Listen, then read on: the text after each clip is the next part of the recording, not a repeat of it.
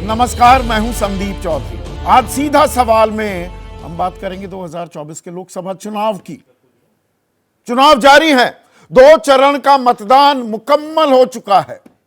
EVM में किस्मत कैद हो गई है, राजनीतिक दलों की भी और उम्मीदवारों की भी। पहले चरण में 102 सीटें और दूसरे चरण में 88 सीटें, इन पर वोट डाले जा चुके हैं। कुल मिलाकर 543 में से 190 सीटें। अब दरअसल चुनाव में फैसला तो आप करते हैं, जनता जनार्दन, आप और मैं। हम अपने प्रतिनिधि भेज रहे हैं, हम ईवीएम का बटन दबाते हैं और वही तय करता है कि सत्ता पर काबिज कौन होगा। लेकिन हम बढ़ चढ़कर हिस्सा लेते हैं या घर में ही बैठे रह जाते हैं, इससे भी बहुत कुछ तय होता है। और इसी से वो 2 शब्द भी इजाद हुए हैं जिनका हमेशा इस्तेमाल होता है, प्रो इनकम्बेंसी, यानी कि सत्ता से नाराजगी नहीं, या एंटी इनकम्बेंसी, परेशानी है, नाराजगी है, समस्याएं हैं तो सत्ता से उखाड़ फेंकना है। और मतदान का प्रतिशत इन 2 पैमानों पर भी कसौटी पर कसा जाता है। लेकिन पिछले 2 जो चरण हुए हैं, पहला और दूसरा चरण, मतदान को लेकर एक उदासीनता है। वो जोश, जुनून, उत्साह, जो वो मेला होता है, भाई चुनाव तो मेला है, जश्न मनाते हैं लोग, वो मनाते नहीं दिखे हैं। पहले चरण में मतदान कम हुआ और दूसरे चरण के अब जो आंकड़े सामने आ रहे हैं, 2019 के मुकाबले 6% कम हुआ है मतदान। और 6% कोई छोटा मोटा फर्क नहीं होता। 2 पार्टियों में 5 या 5 से ज्यादा का अंतर हो जाए मत प्रतिशत में तो लैंडस्लाइड हो जाती है। और यह हमने देखा है, यह आंकड़ों के आधार पर मैं कह रहा हूं, कोरा जुबानी जमा खर्च नहीं कर रहा हूं। तो यह कम मतदान किस ओर इशारा कर रहा है? और जब कम मतदान की बात हो रही है तो थोड़ा हम राज्यों पर सिलसिलेवार नजर भी डाल लें तो तस्वीर कुछ और साफ हो जाएगी।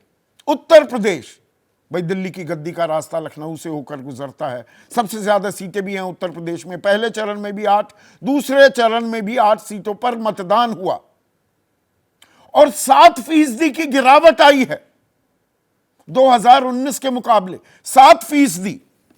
और इसमें भी थोड़ा और अंदर आपको लिए चलता हूं तो अमरोहा में 7% कम, मेरठ में 5%, बागपत में 9%, गाजियाबाद में 6%।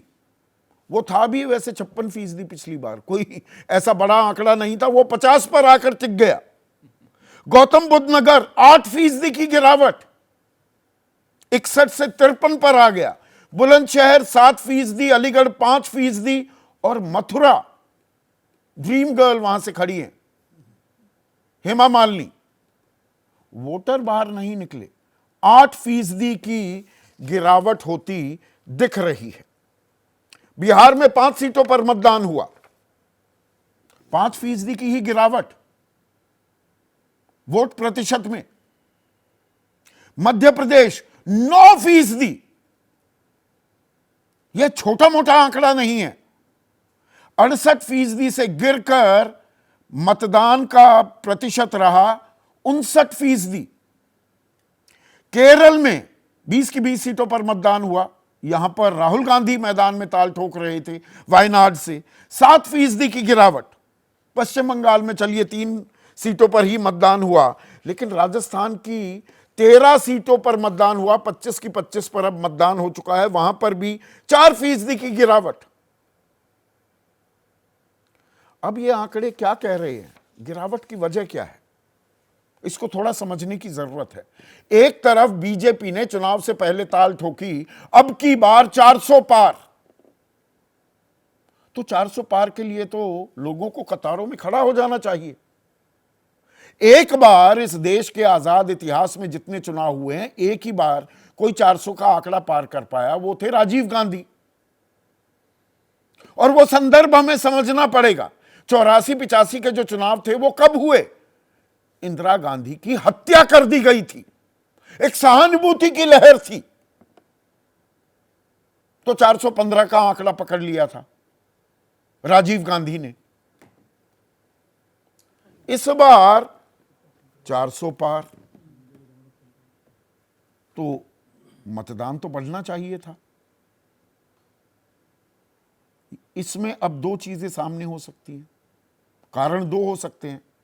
एक तो आम आदमी ने, आपने, जनता जनार्दन ने मान ही लिया कि भैया बीजेपी की तो नैया पार है, वोट दे या ना दे कोई है ही नहीं, देयर इज नो ऑल्टरनेटिव, विकल्प ही नहीं है, तो फर्क नहीं पड़ता। तो नैया पार हो जाएगी। या वो नहीं निकले और जो नाराज परेशान है वोटर, भाई महंगाई, बेरोजगारी, ये ऐसे मुद्दे हैं। सीएसडीएस का सर्वे भी आया, बेरोजगारी 27% लोग कह रहे हैं सबसे बड़ा मुद्दा है, 23% कह रहे हैं महंगाई। तो उन्होंने ही वोट दे दिया क्या? तो यह परेशानी का सबब हो जाएगा बीजेपी के लिए। उधर यही बात लागू होती है विपक्ष पर भी। अब उनका वोटर नहीं निकला और जो बंधा हुआ, बंधाया वोटर है। हम यह नहीं भूल सकते कि बीजेपी के पास संगठन की ताकत है। पन्ना प्रमुख से लेकर लोगों को वो बाहर निकाल लेते हैं। उनके ही निकल गए विपक्ष वाले नाराज होकर मुंह फुलाए फूफा की मुद्रा में घर में ही बैठे रह गए क्या? यह भी एक वजह हो सकती है, इसे हम नजरअंदाज नहीं कर सकते। पर इसी में एक और चीज देखने को मिल रही है। पिछले 3 दिनों से आपने पाया होगा कि बीजेपी अपनी चुनावी रैलियों में अब 400 पार की ताल जमकर नहीं ठोक रही। कहां 17 बार नारे दोहराए जा रहे थे। तमिलनाडु के सेलम में 17 बार, अब की बार 400 पार, अब की बार 400 पार। अब 400 पार की जहां बात भी हो रही है वो 4 दिन पहले हुई। तो भाई ये विपक्ष ना दलितों, आदिवासियों, पिछड़ों का हक छीन लेगा, इसलिए 400 पार ज्यादा चाहिए। वो बहुमत आप हमें दे दो। अब इसमें राजनीतिक बयानबाजी भी आ रही है। प्रधानमंत्री कह रहे हैं दूसरे चरण के बाद 2-0 हो चुका है स्कोर। योगी आदित्यनाथ कह रहे हैं 2 चरणों के चुनाव से एनडीए के 400 पार करने की तस्वीर साफ हो रही है। जबकि अखिलेश यादव कह रहे हैं जिनका नारा ही हारा वो क्या जीतेंगे, जिन्होंने अपना नारा ही छोड़ दिया जनता उनका साथ नहीं देगी। और तेजस्वी सुर में सुर मिला रहे हैं, कह रहे हैं 2 चरणों के चुनावों के बीच ही प्रधानमंत्री ने अब की बार 400 पार का नारा लगाना बंद कर दिया। पर इसमें एक और बात छिपी हुई है क्या?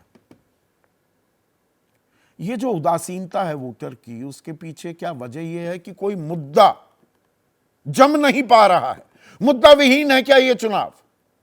भाई 2014 में भ्रष्टाचार था, सरकार की अकर्मण्यता थी, महंगाई थी, एक इशू था।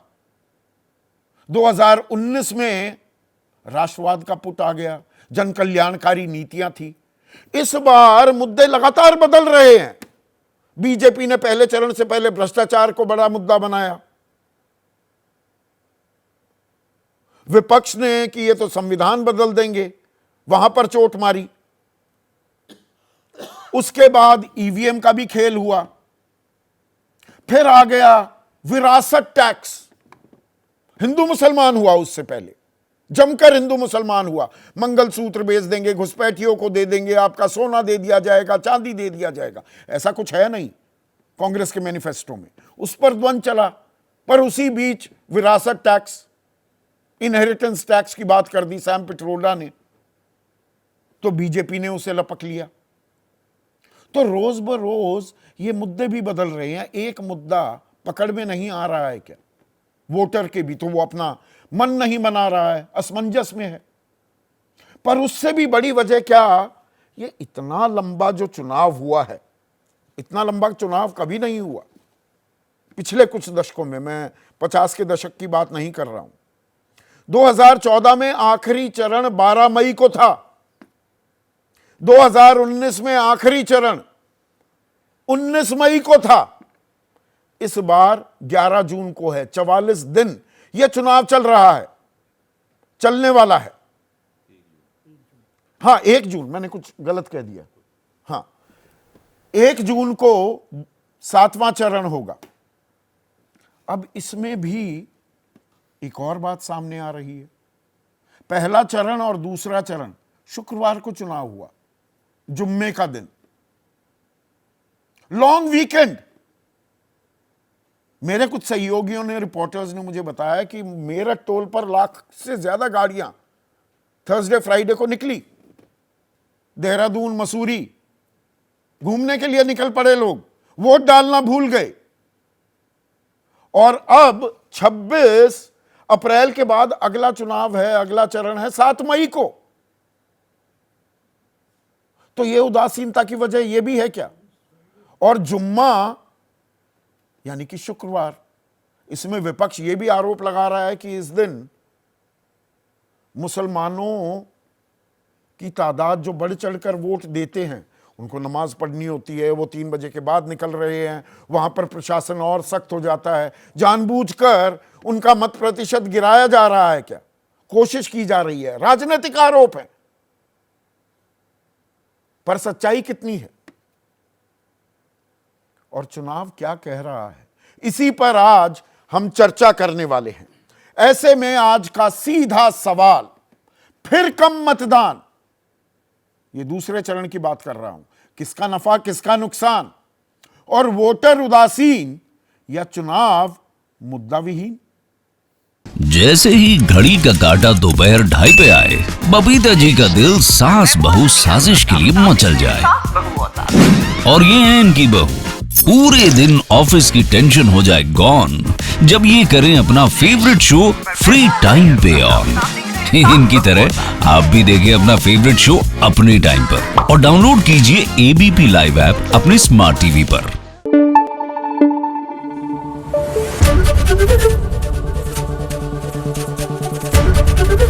एबीपी न्यूज आपको रखे आगे।